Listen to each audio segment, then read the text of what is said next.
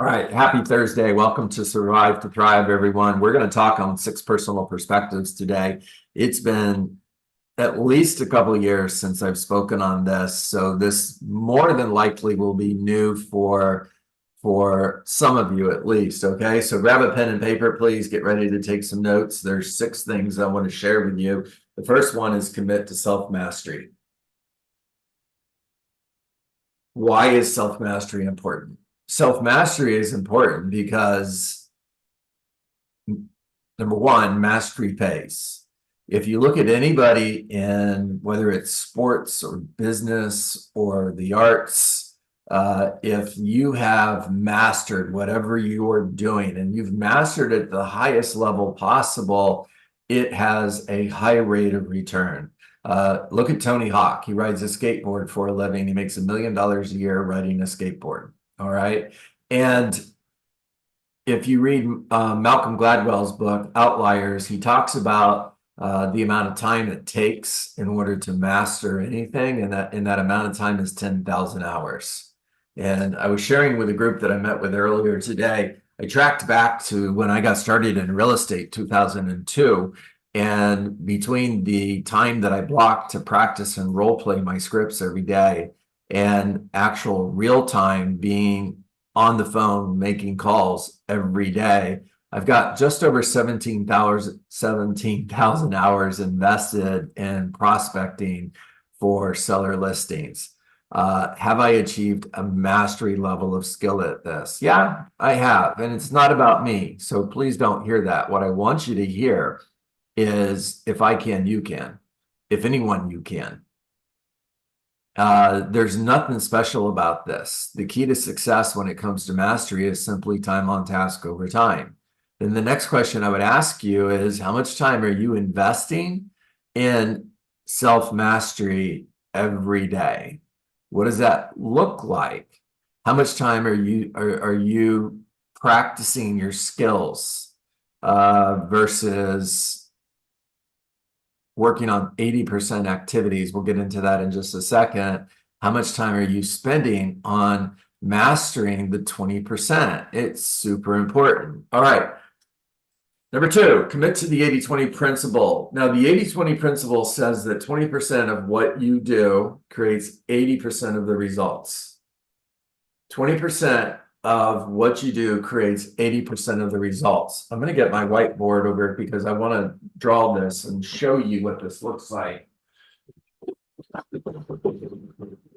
Stephen Covey did the best job of explaining the 80-20 rule when he wrote The 7 Habits of Highly Effective People. He just didn't call it the 80-20 rule, but this is something that I want you to write down. I want you to keep this with you, and I want you to use it in the future when you're deciding between what should I say yes to and what should I say no to. So in Stephen Covey's book, The 7 Habits of Highly Effective People, he talks about the 4 quadrants.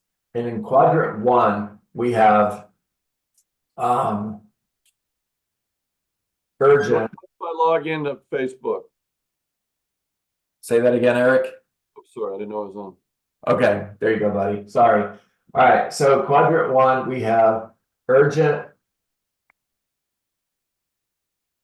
and important. An example of this would be you have a closing tomorrow and the title company calls you and tells you there's an issue with the closing, and if you don't take care of this right now, the deal's not going to close. That's urgent and it's important. In quadrant 2, we have not urgent, but it's definitely important. So in quadrant 2, we have not urgent and important. There we go. Quadrant 3, we have urgent and not important. Now, quadrant 3 is urgent to someone else. It's not urgent. Well, it's important to someone else. It's not important to you, but it's urgent because it's asking you for your attention. An example is the phone rings. It's urgent. It wants to be answered. However, that may not be a 20% phone call, therefore it's not necessarily important. It's not that it's not important right now. All right. Now, in quadrant 4, we have not urgent and not important. All right. Which one of these boxes represents 20%?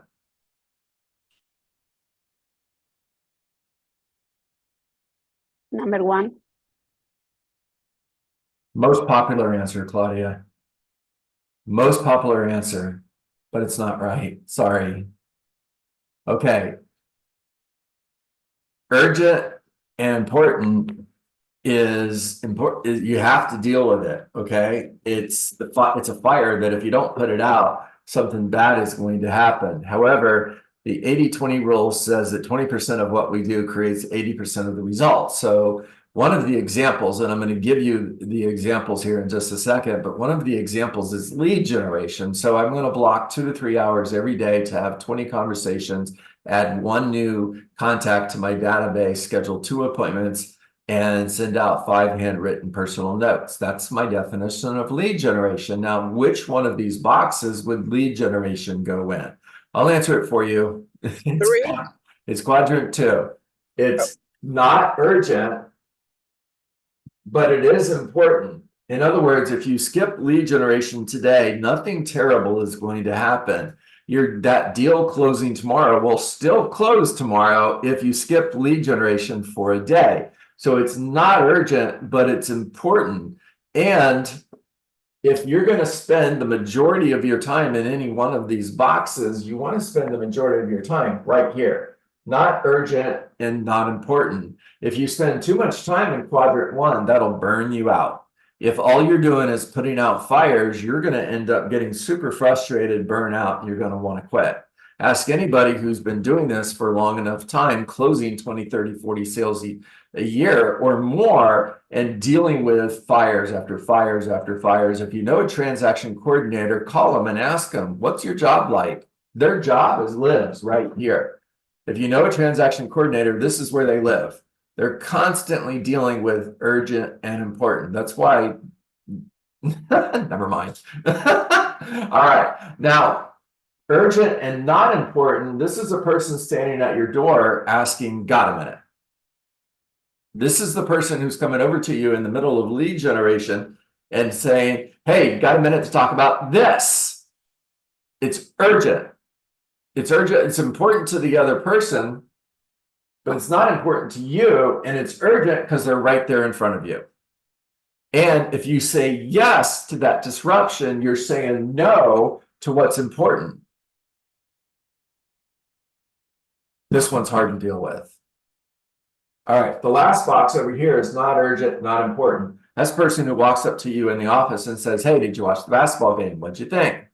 Wasn't so-and-so on fire? They scored a lot of points. Or, hey, did you see so-and-so when she walked into the office? Can you believe she's wearing that? Oh my gosh, what is she thinking?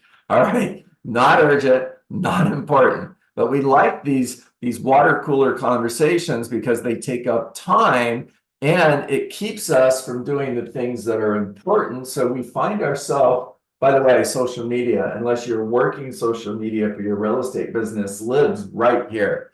Not urgent and not important. Now, you want to double your income, double the amount of time you're spending right here. How do you find the additional time to spend here? You take it away from here and you take it away from here. This box is always going to be here. You can't eliminate it. Now you can limit it. And the way you limit urgent and important so that you're not dealing with those fires that have to be put out is making sure that you have systems in place to keep those fires from happening in the first place. All right, 80-20 rule says that 20% of what you do creates 80% of the results.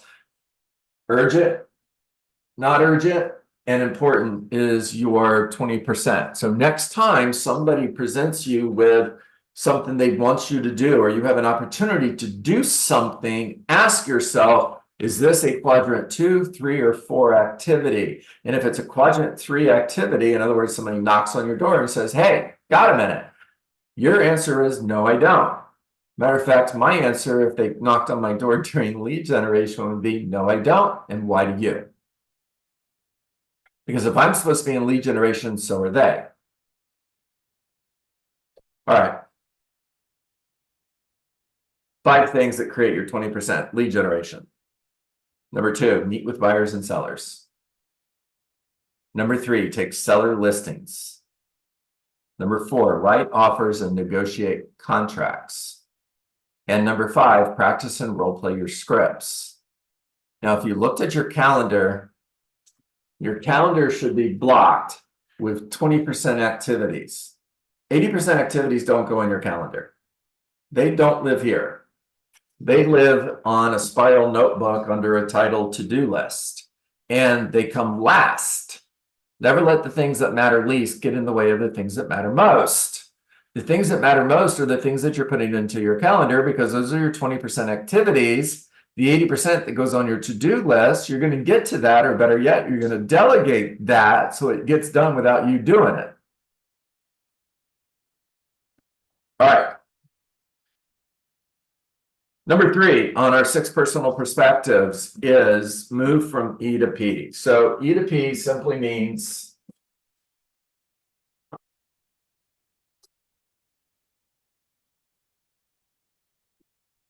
EDP simply means we all have a natural ceiling of achievement. Now, my ceiling of achievement may be higher than yours. Yours may be higher than mine.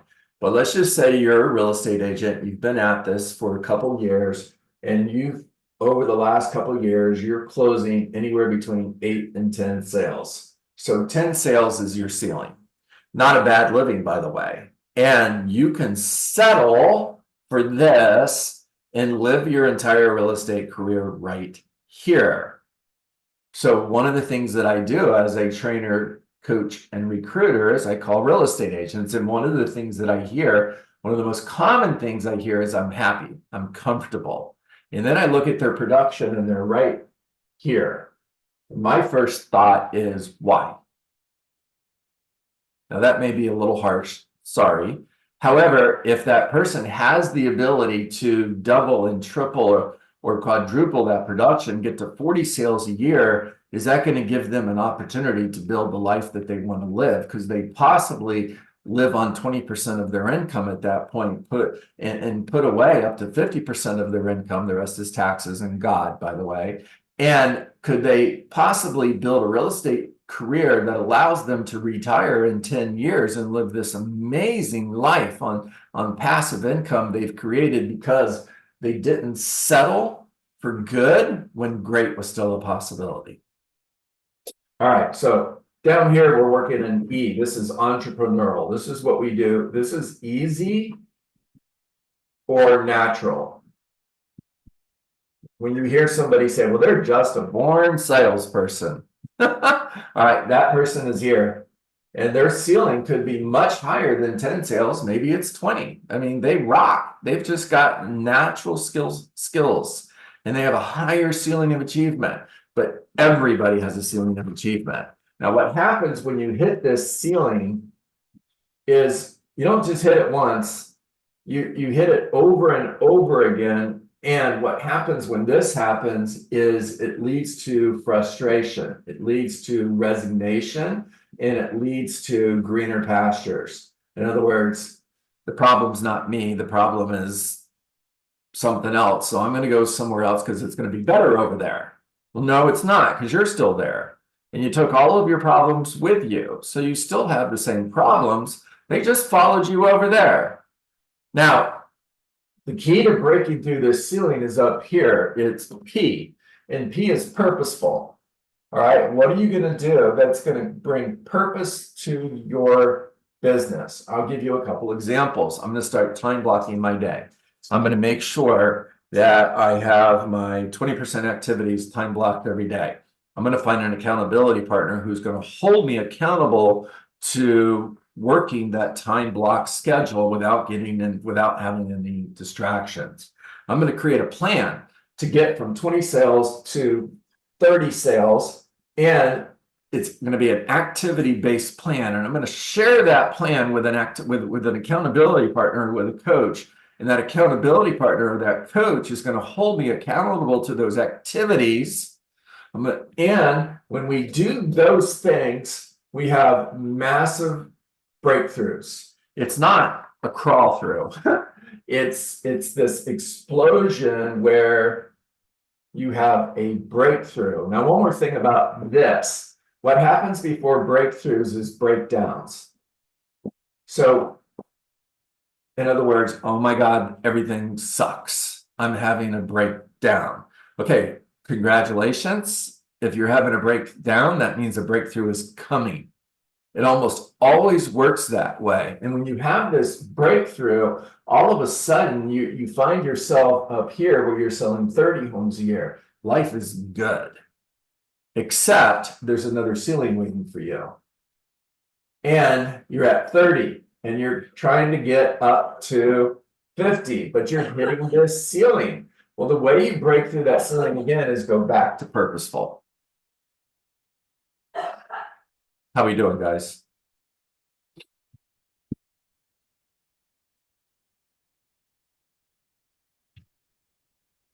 John, Yeah. when you are too purposeful, you're mentioning like a direct connection with your why, with why are you doing, why do you wake up every single day to what you do?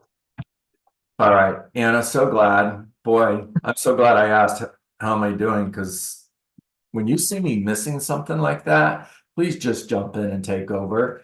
We live by the interruption rule here, which simply means whoever interrupts rules. Anna's spot on, guys. If you don't have a reason to achieve that breakthrough, you won't. It's painful. It's not easy. It's hard. Bold law. It's simple and it's not easy. What I just shared with you is a simple, I can't talk, blueprint. Okay. However, doing that is not easy. It's hard. And how do you get through hard? You have a reason to get through hard. And the reason has to be big. It has to be compelling enough that's going to cause you to keep going no matter what. You'll never quit. Know what that why is. All right. Number 4. The foundation of your action plan should be learning based. How much time are you spending every day to learn? What does that look like to you? What are you reading? How much time do you read every day? List the names of the books that you've read so far this year. Is it important to you? If it's not important to you, here, let's see, I've got 1, 2, 3, 4, 5, 6, 7, 8, 9. 9 of you here. Let's see if anybody jumps. If it's not important to you, if you are not learning based, the opposite of learning based is stupid based. Anybody jumping? All right. Good. I didn't think you would, because you wouldn't be here if that was you. The foundation of your action plan, the foundation of this action plan we're talking about is be learning based. Here's what that means to me. I'm going to block 2 hours every single morning in order to read, study, research my profession, in order to learn as much as I can possibly learn, because it is my job to be the local economist of choice. It is my job to understand this real estate practice at a really high level so that I can bring value to all of you, to all of the agents who are part of my team. And it's important to me as a human. My ultimate goal, my biggest why, is to become the best I can absolutely become. Not for me. Don't hear that. All right. My job is, I'm going to get spiritual here for a moment. My job is to become the best that I can possibly be, because I have a responsibility to God to do that.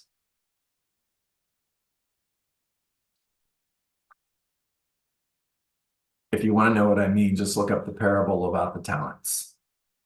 All right. Number 5, remove limiting beliefs. What are the limiting beliefs that are holding you back? There's no inventory. There's too much competition. The average number of homes sold last year was less than 3 homes sold. How in the world can I make a living in an industry where the average real estate agent sold less than 3 homes? Okay. I'm too young, I'm too old, I don't have the money to spend on marketing, I'm new and I don't know anybody, so I can't work my database. All I get is lousy leads. Well, I'm going to touch on that one for a moment. What the heck is a lousy lead? To me, a lead of somebody that it's a buyer lead, okay? And you talk to them and they're like, yeah, I'm just kind of looking. I wanted to know what the price was. I'm probably going to buy in maybe a year, maybe two, but I'm not really looking right now. Real estate agent says lousy lead. My response would be incredible lead.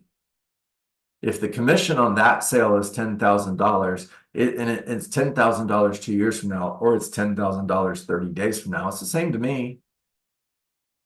It's all about follow-up. It's about perspective. Perspective is the only thing that can dramatically change the outcome of an event without changing any of the facts. Remove your limiting beliefs. How do you remove your limiting beliefs? When you find yourself having a limiting belief and you don't remove them by ignoring them, you have to identify them, grab a pen and paper and start writing them down. And write a positive affirmation in order to remove the limiting belief. So whatever the limiting belief is, write an opposite positive affirmation to remove the limiting belief. All right, number 6, be accountable. Have somebody that holds you accountable to that daily action plan. Have somebody that holds you accountable to that calendar that you're time blocking to make sure that you're actually doing the things that you've time blocked. Write a blueprint to get where you want to go. And then have somebody hold you accountable to the daily activities that are in that blueprint to get you where you want to go. Now, when you do that, success is guaranteed. All right. Talk to me.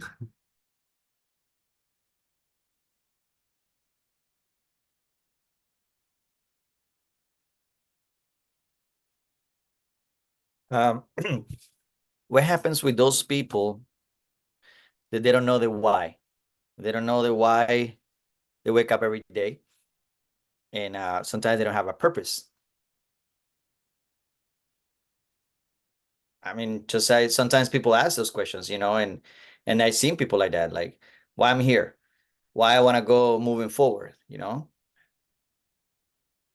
right, you can have a series of smaller whys that lead to your big why. And until you can figure out what this is, make sure you know what these are. Focus on these, and you'll discover that.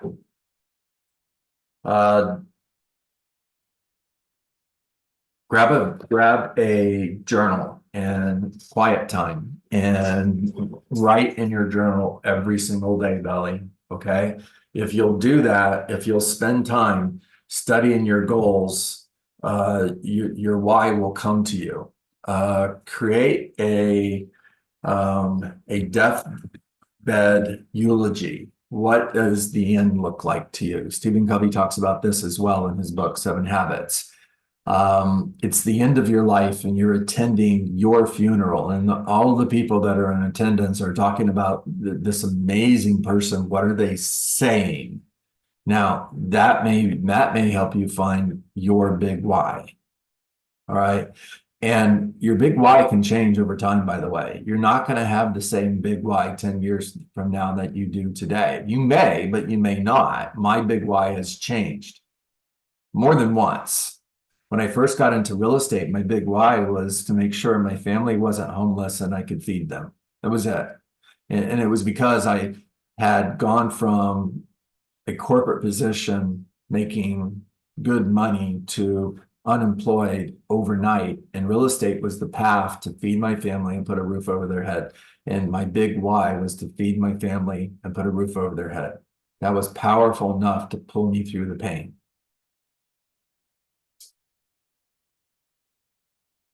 I think the process will bring you to that big achieve. When you achieve something, it's like you need to work step by step and you will figure it out things. That's part of it, right?